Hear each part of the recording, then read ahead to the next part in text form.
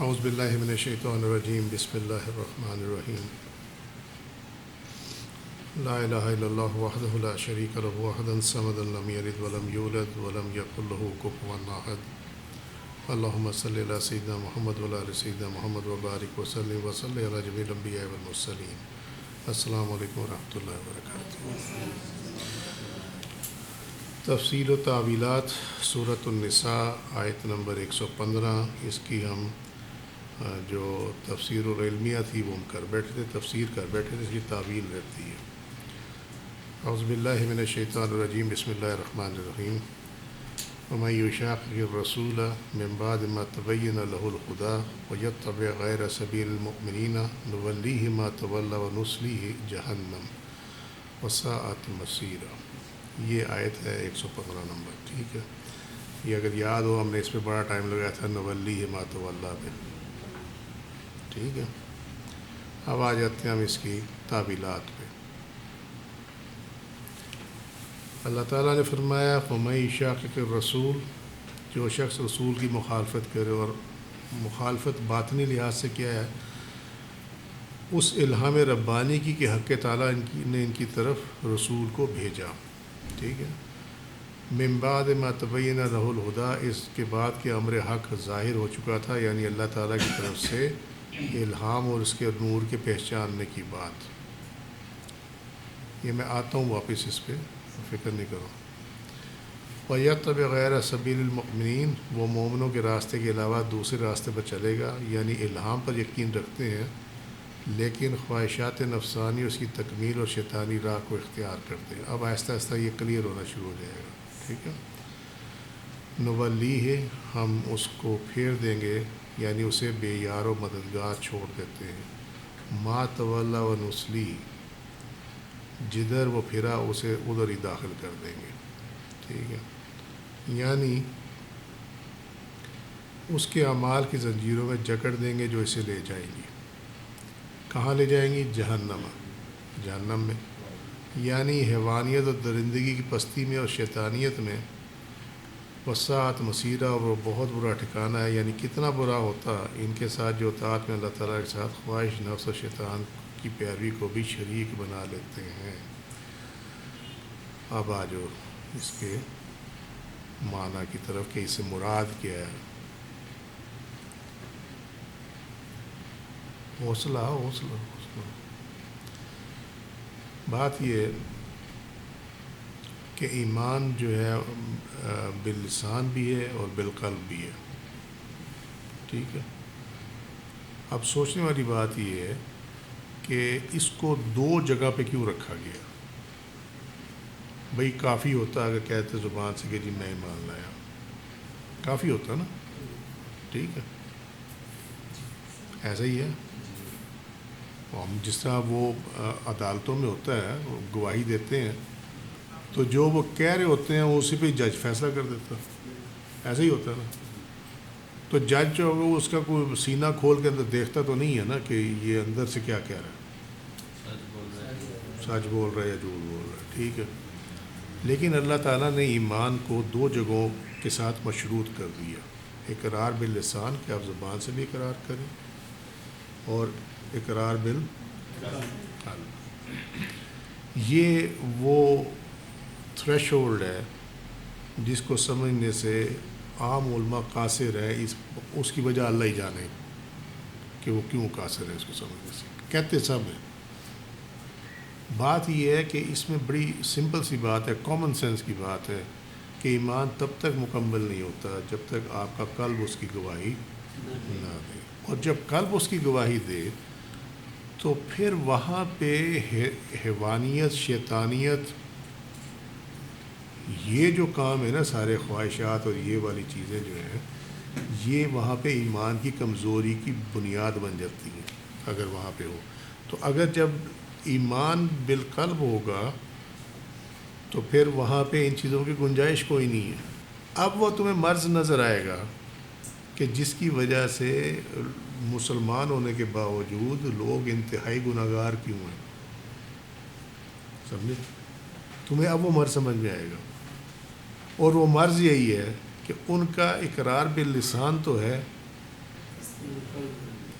لیکن اندر ان کے اتنی برائی اور گناہ اور وہ باطنی گناہ اور امراض اتنے ہیں کہ جو اقرار بالقلب تھا نا، ایمان بالقلب جس کو آپ کہہ لیں سمجھنے کے لیے، وہ کہیں گم ہو گیا، دب گیا، سمجھے؟ اب وہ جو آپ اس کو ایسے سمجھ لیں کہ جب جسم کو بیماری لگ جائے تو کمزور ہو جاتا ہے، لاغر ہو جاتا ہے، کسی کام کا نہیں رہتا، ایسی ایسی بیماری ہیں، بیچارے فالج ہو گیا تو بیڈ سے اٹھنے جوگے نہیں ہوتے، ایسے ہی ہوتا ہے نا۔ ایمان کی بھی یہی پوزیشن ہے کہ یہ جو اقرار بالقلب تھا، ایمان بالقلب تھا، وہ اتنا لاغر ہو جاتا ہے کہ وہ اپنی پاور جو اس کی پریکٹیکل پاور ہے نا، اس کو لوز کر جاتا ہے، اور وہاں پہ یہ جو ہے حیوانیت، درندگی، شیطانیت، خواہشات، یہ تمام جو ہیں وہ قبضہ کر لیتے ہیں۔ آپ سمجھ گئے بات؟ سو یہ جتنے تمہیں نظر آئیں گے، آپ اس کی ایک سمپل مثال لے لیں جو سال ہر سال سے ہم ڈسکس کرتے چلے آ رہے ہیں۔ آپ 1 کروڑ مسلمانوں کو پوچھو نا کہ تمہارا بھروسہ کس پہ ہو، کہے گا اللہ پہ، ٹھیک ہے؟ لیکن عملاً آپ ان کو دیکھیں گے تو آپ کو نظر آئے گا کہ عملاً ان کا بھروسہ اللہ پہ نہیں ہے۔ اس کی وجہ کیا ہے؟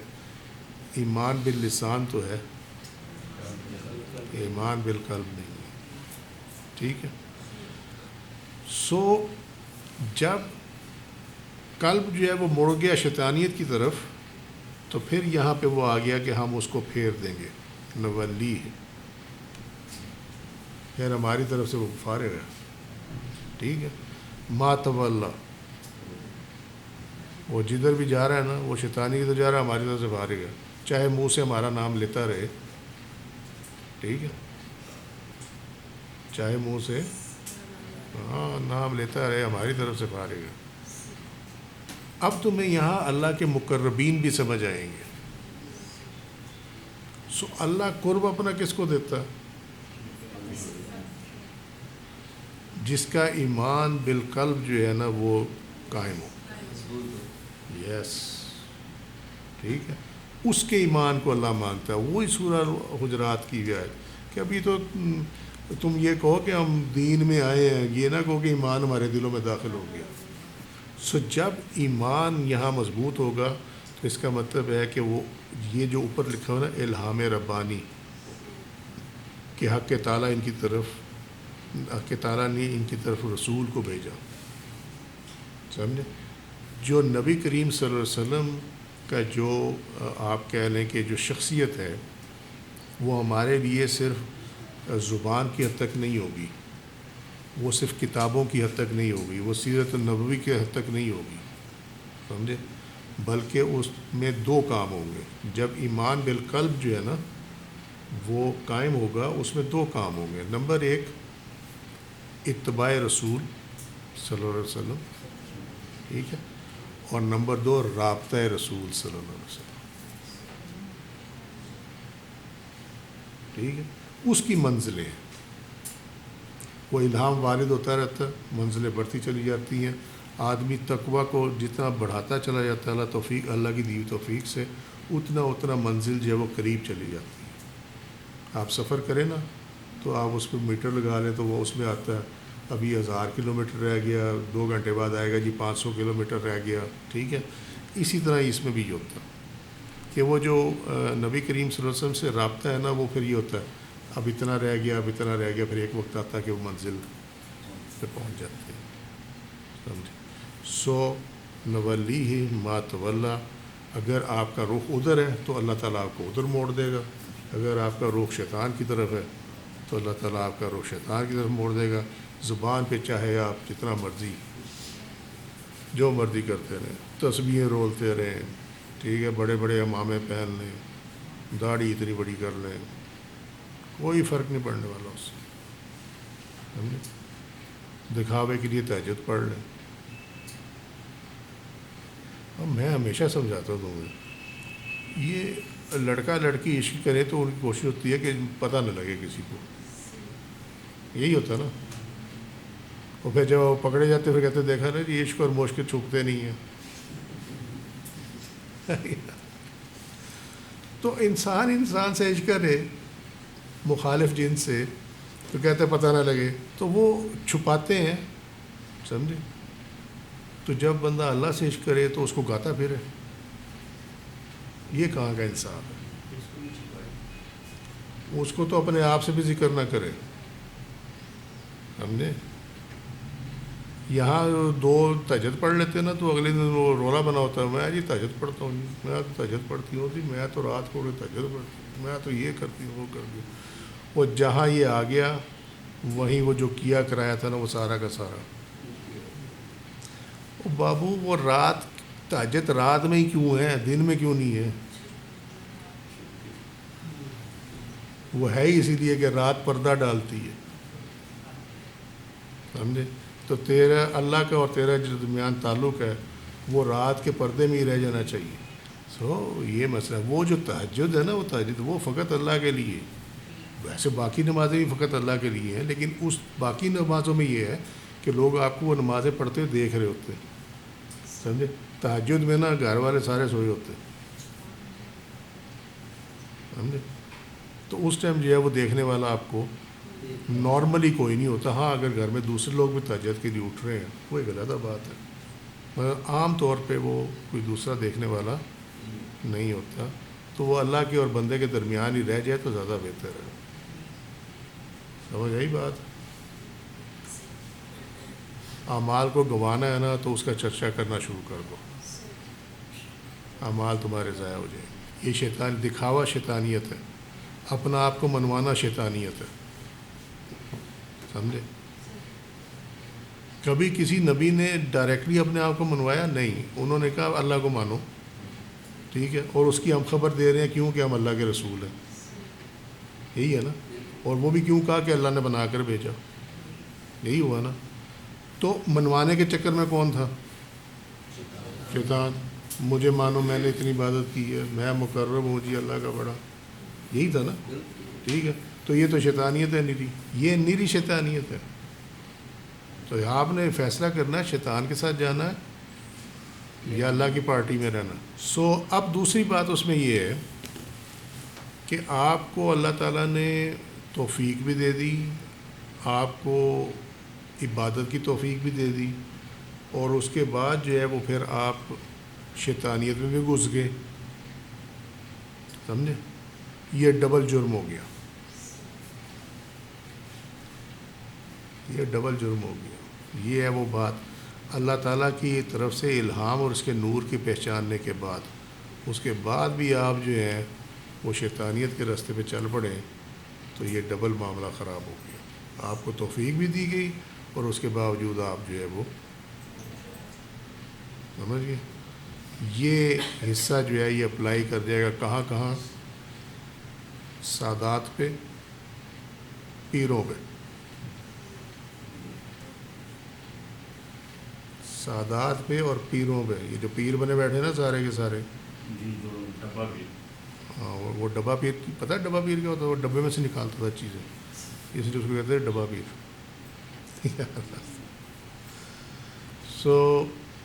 یہ وہاں ان کے لیے اپلائی ہوتی ہے کہ جب تمہیں پتہ بھی ہے کہ تمہارے باوجود تم کہتے ہو ہم سید ہیں ٹھیک ہے تو اب تمہیں پتہ ہے ہمارے جو بڑے ہیں اور جو کربلا میں جنہوں نے قربانی دی کس بات پہ دی تھی؟ وہ حکومت کے لیے تو نہیں دی تھی جیسے لوگ بکواس کرتے ہیں. وہ دین کو بچانے کے لیے کی تھی نا. تو جس کو بچانے کے لیے کی تھی کس کے خلاف کی تھی؟ جو کہ دین کے مخالف چل رہا تھا. تو پھر آپ اولاد ان کی ہو کے اور آپ کام جدید والے کریں تو پھر کیا کہیں گے آپ کو؟ ٹھیک ہو گئی بات؟ اب سمجھ میں آ گئی بات. اسی طرح پیر ہیں وہ بھائی تم جن کی اولاد ہو وہ اللہ کے ولی تھے. تمہیں پتہ ہے نا تم نسل در نسل اپنے ان بڑوں کی جو ہے واقعات لوگوں کو سناتے چلے آ رہے ہو تو تم خود کب عمل کرو گے؟ سمجھے بات؟ یہ قرآن کی گہرائی میں بندہ جائے نا تو اپنے کپڑے اترے ہوئے لگتے ہیں. سمجھے؟ ایسا ہی ہوتا ہے. یہ ہر ایک پہ اپلائی کرتی ہے. جن کو اللہ تعالیٰ نے ہدایت دی، جن کو بڑوں کی صورت میں ہدایت دی، جو کچھ بھی تھا ان کو پتہ تھا کہ کس راستے پہ وہ ہیں، اور اسی وجہ سے اللہ نے ان کو عزت بھی دی ہوئی، سارا کچھ دیا ہوا ہے، لیکن اس کے باوجود سمجھے سیدھے راستے کیا ہو گیا؟ سیدھے راستے پہ نہیں، ہاں سیدھے راستے پہ نہیں ہے۔ سو ان کے لیے ایک فرمایا سات مسیرہ کہ کتنا برا ٹھکانہ ان کا آخرت میں، سمجھے کہ ان کو ہدایت بھی ملی، ان کو اللہ تعالیٰ نے الہام ربانی جو ہے کہ اب دیا اپنی طرف سے کہ تم نے یہ کرنا ہے، ٹھیک ہے، اس پہ چلے بھی، اور اس کے ساتھ کیا ہوا؟ خواہش نفس اور شیطان کی پیروی کو بھی شریک بنا لی۔ ان اللہ، بے شک اللہ تعالیٰ، لا یغفر، معاف نہیں فرماتا، ان یشرک، کہ کوئی شرک کرے، بے ہی اس کے ساتھ، ٹھیک ہے، یعنی اللہ تعالیٰ اس کو معاف نہیں فرمائے گا کہ اس کے ساتھ کوئی شرک کرے۔ وہ یغفر، اور معاف فرماتا ہے، ما دون ذالک لمن یشاء، وہ یغفر، اور معاف فرماتا ہے، ما دون ذالک، اس کے علاوہ جو بھی ہے، لمن یشاء، جس کو چاہے، ٹھیک ہے، ومن یشرک باللہ، اور جس نے اللہ کے ساتھ شرک کیا، فقط ضل ضلالا بعیدا، تو وہ کیا ہوا؟ دور کی کھلی گمراہی میں چلا گیا۔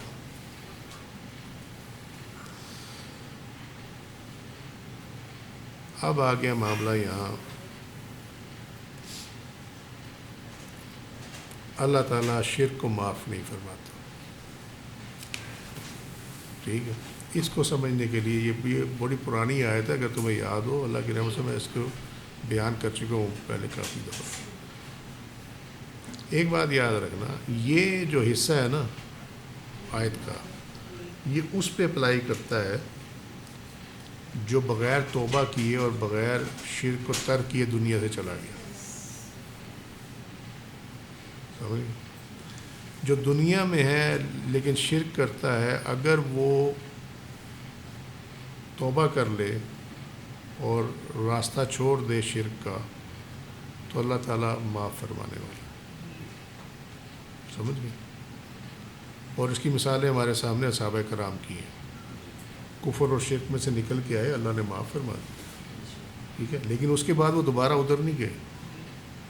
سو یہ جو چیز ہے یہ اس پہ اپلائی کرے گی جو توبہ بھی نہ کرے، جس کے ذہن میں بھی نہ ہو، اور جو فوت ہو جائے شرک کے اوپر ہی، ٹھیک ہے، لیکن جس نے اپنی زندگی میں شرک کو ترک کر دیا، توبہ کر کے صراط مستقیم کو اختیار کر لیا، تو اللہ تعالیٰ کو معاف فرمانے والا پائے گا، ٹھیک ہے جی، کیونکہ اللہ تو چاہتا یہی ہے کہ اس راستے کو چھوڑ کے ادھر آؤ، اسی لیے تو نبی بھیجے، رسول بھیجے، اسی لیے تو بھیجے، ٹھیک ہے۔ وَيَغْفِرُ مَا دُونَ ذَلِكَ لِمَن يَشَاءُ، اور شرک کے علاوہ اس کے نیچے جتنے بھی گناہ ہیں نا، جتنے گناہ کبیرہ ہیں، جتنے صغیرہ ہیں، ٹھیک ہے، وہ اللہ جس کے لیے چاہے معاف فرما دے، اس کی معافی ہو سکتی ہے۔ وہ لوگ کہتے ہیں جی ہم نے تو اتنے گناہ کر لیا، کون سا معاف ہونا ہے، تو چلو اور کری جاؤ، ٹھیک ہے، ایک گناہ اور صحیح، یہی کرتے ہیں نا، لیکن وہ لوگ بھول جاتے ہیں کہ اللہ تعالیٰ جو سا بھی گناہ چاہے وہ معاف فرما دے، ٹھیک ہے، جس پہ چاہے عذاب دے دے اور جس پہ چاہے وہ معاف کر دے، یہ اللہ کا اختیار ہے۔ اب اس میں دو صورتیں ہیں۔ صورت نمبر 1، صغیرہ گناہ۔ صغیرہ گناہ جو ہے وہ آپ توبہ یہ استغفار کریں، ٹھیک ہے، نماز پڑھیں، استغفار کریں، اللہ سے معافی مانگے، اللہ معاف فرمانے والا۔ مگر جہاں تک کبیرہ گناہوں کا تعلق ہے، بڑے گناہ جو ہیں، اس میں توبہ لازمی فیکٹر ہے۔ چھوٹے گناہ صرف معافی مانگنے سے معاف ہو جاتے ہیں، لیکن صغیرہ گناہ جو ہیں وہ توبہ کرنے کے علاوہ اس کی معافی نہیں ہے، ٹھیک ہے۔ اور توبہ کیا ہے کہ میں دوبارہ یہ نہیں کروں. کلیئر ہو گئی بات؟ ٹھیک ہے. اچھا اب آگے ہے لمن یشاء. یہ تو ہو گیا نا وَيَغْفِرُ مَا دُونَ ذَلِكَ. یہ تو ہو گیا نا ما دون ذالک، یہ تو ہم نے ذکر کر لیا.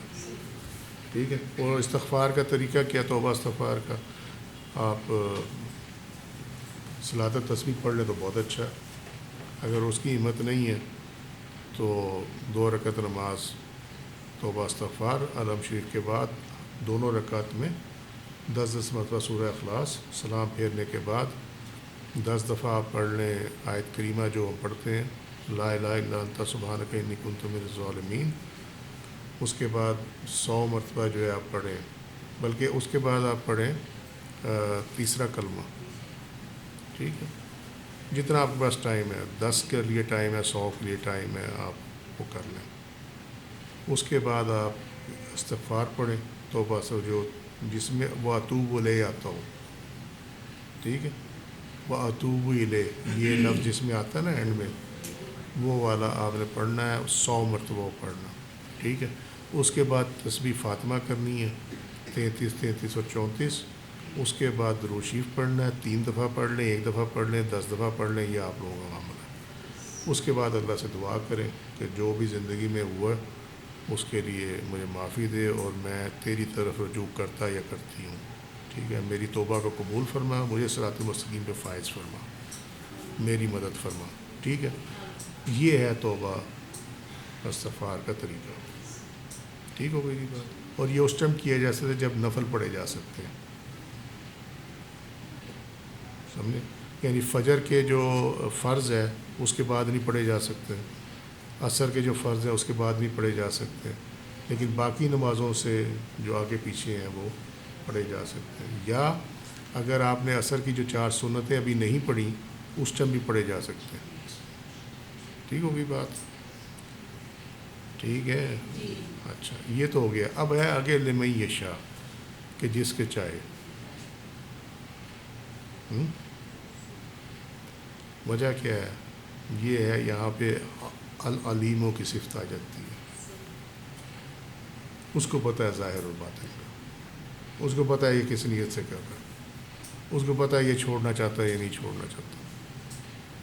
سمجھے؟ اور یہ آ گیا لمن یشاء. وہ جس کی نیت کو ٹھیک دیکھتا ہے اس کی توبہ قبول فرما لیتا ہے. اور جس کی نیت میں کھوٹ ہو اس کے ساتھ ویسے ہی معاملہ ہوتا ہے پھر. سو یہ اللہ کا اختیار ہے. یہی معاملہ حج پہ ہے. لوگ سمجھتے ہیں ہم مکے ہو کے آ گئے تو ہم جو ہے وہ پچھلے ختم اگلے شروع. کیا پچھلے ختم اگلے شروع. ٹھیک ہے. لیکن اللہ علیم بذات الصدور ہے. اللہ تعالیٰ سینوں کا حال جاننے والا ہے. اس کو پتہ ہے یہ کس وجہ سے آیا ہوا. ٹھیک ہے. کس نیت کے ساتھ آیا ہوا، کون سا پیسہ خرچ کر کے یہ آیا ہوا، حرام کا ہے یا حلال کا ہے. سمجھے؟ سو اس کو تو معلوم ہے. بندہ اپنی طرف سے جا رہا ہوتا، حاجی صاحب آ گئے جی، حاجی صاحب آ گئے، او یہاں تک جو ہے نا ہار پڑے ہوئے، سانس بھی نہیں آ رہا ہوتا. وہ پتہ چلا حاجی صاحب کا کام ادھر سے پہلے سے زیادہ خراب ہو گیا. تو یہ ہے لمن یشاء. اور اللہ تعالیٰ کا فرمانا کیا ہے؟ یہ جو شرک ہے یہاں پہ، اب اس کی تعریف بھی دیکھ لیں. یہ پتہ نہیں کیا ہمارا یہ وہ شرک ہے جس کو ہم کہتے ہیں شرک جلی. شرک جلی.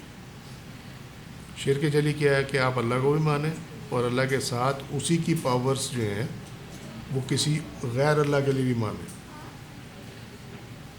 فار ایگزامپل جس طرح یہ کرتے تھے مشرکین مکہ. ٹھیک ہے.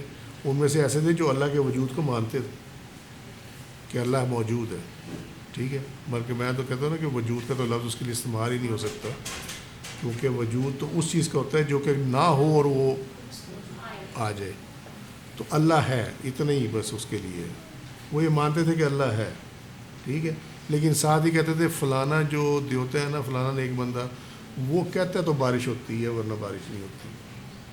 ٹھیک ہے, وہ جنگ کا جو ہوتا ہے ہم وہ ہمارے ساتھ ہوگا تو ہم جنگ جیتیں گے. تو یہ جو ہے یہ وہ شرک آ گیا.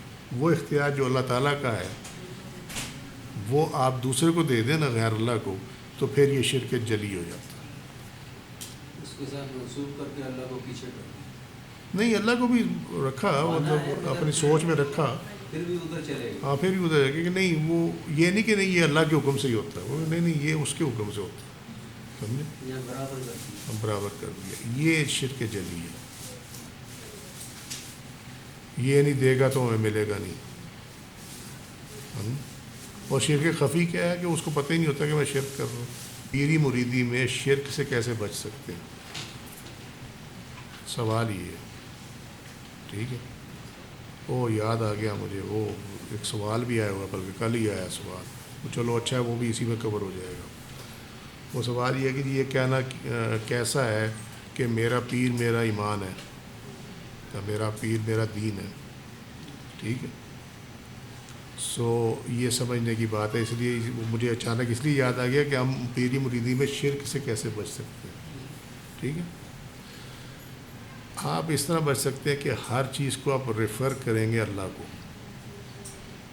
ٹھیک ہے, اگر آپ کہنا چاہتے ہیں کہ میرے پیر کی زبان سے نکل گیا نا تو یہ ہو جانا ہے, اگر آپ یہ کہنا چاہتے ہیں تو آپ کو اس طرح کہنا چاہیے کہ میرے پیر کی زبان سے نکلے گا نا, اللہ اس کو پورا کر دے گا. سمجھ میں آ گئی بات. تو یہ کسی قسم کا شرک نہیں ہے. چاہے آپ کے دل میں نہ ہو یہ, چاہے آپ کے دل میں تو یہی ہو کہ بھئی میرے پیر کی زبان سے نکلا تو اللہ نے پورا کر دینا, لیکن آپ نے زبان سے یہ کہا کہ میرے پیر نے کہہ دیا نا تو یہ پورا ہو جائے گا. ٹھیک ہے, میرے پیر نے کہہ دیا تو یہ ہو جائے گا. جو سننے والا ہے وہ شرک کا فتویٰ لگا دے گا آپ سے. ٹھیک ہے, تو لہٰذا زبان سے بھی اور قلب سے بھی ایک ہی چیز نکلے تو زیادہ بہتر ہے. ٹھیک, جی میرے پیر کی زبان سے نکل گیا نا تو اللہ نے اسے پورا کر دینا. ٹھیک, میرا پیر جو ہے نا اللہ کے حکم سے جانتا, یہ نہ کہ میرا پیر سارا کچھ جانتا. سارا کچھ تو پھر اللہ کی ذات ہی جانتی ہے. سمجھے, اور یہ اللہ کے حکم سے میرا پیر جانتا ہے, بات ختم ہو. ٹھیک ہے, یہ مثالیں ہیں. آپ اس کو ہر چیز کو آپ ریفر کریں گے اللہ سبحانہ و تعالیٰ کی طرف. ٹھیک ہوگی بات. اب جہاں تک معاملہ ہے کہ کیا پیر کے بارے میں یہ کہنا چاہیے کہ یہ میرا ایمان ہے, یہ میرا دین ہے, اب اس کا جواب سن لیں. اور اس کا جواب جو ہے نا وہ لگے گا کڑوا جا کے بڑے لوگوں کو. سمجھے, اگر آپ کو سمجھ نہیں ہے نا اس فکرے کی تو آپ کے لیے یہ فکرہ بولنا حرام ہے. اگر آپ کو کچھ سمجھ ہے تو پھر آپ کو اس نیت کے ساتھ اس کو بولنا پڑے گا. اور وہ کیا ہے ایکچولی, اس کا معنی کیا ہے اس فکرے کا, پہلے یہ سمجھ لو تو پھر بات آرام سے سمجھ میں آ جائے گی. اس کا معنی یہ ہے کہ میرا دین وہی ہے جس دین پہ میرے پیر نے عمل کیا. ٹھیک ہے, میرا ایمان وہی ہے جس ایمان کے ساتھ میرا پیر اس دنیا میں موجود ہے. ٹھیک ہے, اگر وہ پیر سچا ہے تو اس کا مطلب یہ ہے کہ وہ اس کا ایمان بھی ٹھیک ہے اور اس کا دین بھی ٹھیک ہے, کیونکہ وہ اللہ کے راستے پہ جائے گا. ٹھیک ہے نا, تو آپ اپنا جو اس کو فالو کرنے کا جو انداز بیان آپ کا وہ یہ ہے کہ جی میرا پیر جو ہے نا میرا ایمان اور میرا دین ہے. معاملہ یہ ہوتا ہے کہ جس طرح جو ایمان ان کا ہے میں اسی ایمان کو میں بھی فالو کر رہا ہوں, جس دین کو یہ فالو کر رہے ہیں میں بھی اسی دین کو فالو کر رہا ہوں. ٹھیک ہے, یہ اس کا معاملہ ہے کہ میری ہر چیز جو ہے وہ ان کے نقش قدم پہ ہے. کلیئر ہوگی بات. لیکن اگر آگے وہ پیر ہی جو ہے وہ 2 نمبر کیا وہ 10 نمبر ہو تو اس کا تو ایمان اور ہر چیز جو ہم نے ابھی پڑھی ہے, ابھی دیکھا کہ اس کے تو شیطانیت بھری ہوئی ہے کوٹ کے, تو اس کو تو آپ نہیں کہہ سکتے یہ میرا ایمان ہے اور یہ میرا دین ہے. ٹھیک ہے, لہٰذا یہ ان لوگوں کے ان عزام اور مشائخ کے بارے میں کہا جا سکتا ہے جن کی سند موجود ہے. سمجھے, جیسے ہمارے بابا صاحب سند موجود ہے. ٹھیک ہے, آپ کہہ رہے ہیں میرا دین ایمان, میرا بابا صاحب میرا دین ایمان ہے, اس کا مطلب یہ ہے کہ جس طرح انہوں نے صراط مستقیم کو فالو کیا جس ایمان کے ساتھ, اور جس اعمال کے ساتھ انہوں نے فالو کیا ہے، جس طرح دین کو انہوں نے فالو کیا ہے، میں بھی وہی کرنا چاہتا ہوں، میری بھی وہی چیز ہے، ٹھیک ہے، اس حد تک نہیں ہو سکتی لیکن میں اس کو فالو کرنا چاہتا ہوں، یہ اس کا معنی ہوتا ہے۔ تو اس کے لیے دیکھنا پڑے گا کہ بھئی یہ بندہ اس قابل بھی ہے کہ نہیں کہ اس کو کہا جائے، یہ اس کے لیے کہا جائے۔ جب آپ کو یہ سمجھ نہ ہو تو پھر آپ اس فکرے کو نکال دیں، آپ کے لیے فکرہ بولنا حرام ہے، یہ آپ کا ایمان لے کے بیٹھ جائے گا یہ۔ لیکن اگر سمجھ ہے تو طریقے سے اس کو بیان کریں، ٹھیک ہے جی، ٹھیک ہے، ہاں پیر کا جو ہے آپ کا جیسے سنن موجود ہے اور جو عام جو پہلے ہیں تو ضرورت کیا کہنے کی؟ ہاں وہ جی میں دین محمدی میں ہوں، بس بات ختم ہو گئی۔ نمبر پڑھوانے، ہاں نمبر پڑھوانے۔ ہاں وہ کون تھا، وہ کون کہتا تھا کہ حضور آپ اس ٹائم روحانی طور پہ کہاں موجود ہیں؟ اب وہ روحانی طور پہ کہاں موجود ہے، وہ زیادہ بات ہے، ٹوائلٹ چلا جائے گا، یہی ہوگا۔ کو بات یار کو تو کہ ہے، اگر وہ روحانی طور پہ کہیں اور موجود ہے تو وہ بتائے گا تمہیں، اور اگر اس نے تمہیں یہ کہا کہ میں اس ٹائم یہاں تھا لیکن روحانی طور پہ میں وہاں تھا، تو اس کا مطلب ہے وہ پیر نہیں ہے، وہ اصل بندہ نہیں ہے، وہ کبھی بھی زبان پہ نہیں لاتے کہ میں کہاں تھا، جواب ہی نہیں دیتے، سوال ہی نہیں پیدا ہوتا۔ اور نہیں سمجھ میں آئی بات؟ ہاں سمجھے، تو یہ جو ہے نا یہ اصلی بندوں کے معاملات کچھ اور ہوتے ہیں۔ وہ سارا جہاں بھی اللہ تعالیٰ ان کو توفیق دیتا ہے، وہ جہاں جہاں پھرنا اللہ کے حکم سے ہے وہ پھر آ کے آ جاتے ہیں، بتاتے بھی کسی کو نہیں ہے کہاں سے ہو کے آؤں تو کہاں نہیں ہے، ٹھیک ہے۔ وہ سامنے بیٹھے کسی کے سامنے لکھ رہے ہوں گے، کچھ کر رہے ہوں گے، لیکن وہ اللہ کے اس کے معاملات اندر چل رہے ہوتے ہیں، وہ کبھی بیان نہیں کرتے ان چیزوں کو۔ لیکن جس نے بیان کر دیا نا، میں اس کے لیے بس وہ لفظ نہیں کہنا چاہتا جو بنتا ہے اس کے لیے، ٹھیک ہے۔ سو آج کے لیے اتنے ہی، وما علینا الا البلاغ واللہ رسولہ اعلم بالصواب۔ سبحانک اللہم و بحمدک، اشہد ان لا الہ الا انت استغفرک و اتوب الیک، عملت السوء وظلمت نفسی فاغفر لی فانہ لا یغفر الذنوب الا انت۔ سبحان ربک رب العزۃ عما یصفون وسلام علی المرسلین والحمد للہ رب العالمین۔ السلام علیکم و رحمۃ اللہ وبرکاتہ۔